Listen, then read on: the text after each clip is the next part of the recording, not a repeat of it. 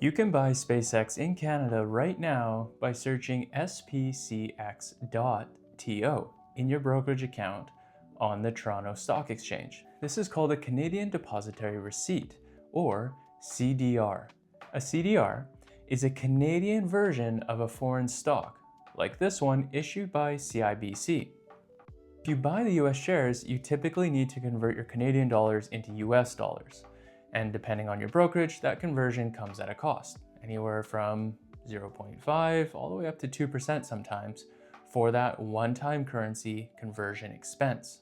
For example, if you invested $20,000, that conversion could cost anywhere from $100 all the way up to $400, depending on what your brokerage exchange rates are. Therefore, the CDR solves that problem because SPCX.TO trades on the Toronto Stock Exchange in Canadian dollars. So each CDR represents a fraction of one actual SpaceX share.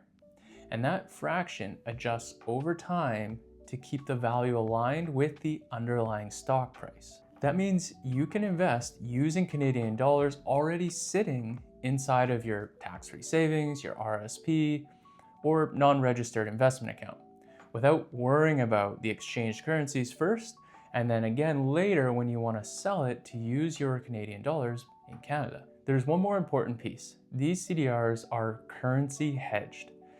Think of it like putting earmuffs on your investments. What it does is it blocks out most of the noise created by the Canadian and US dollar moving up and down. So your investment is influenced much more directly to how SpaceX itself performs than the underlying currencies and their exchange rates. Of course, that protection isn't free.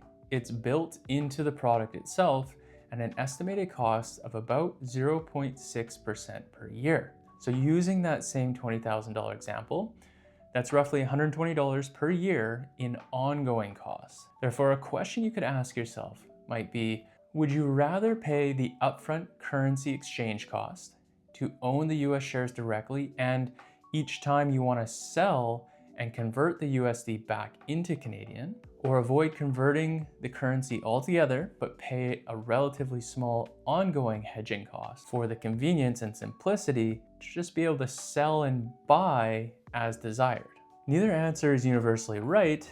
It really depends on how long you expect to own the investment and whether currency exposure matters to you.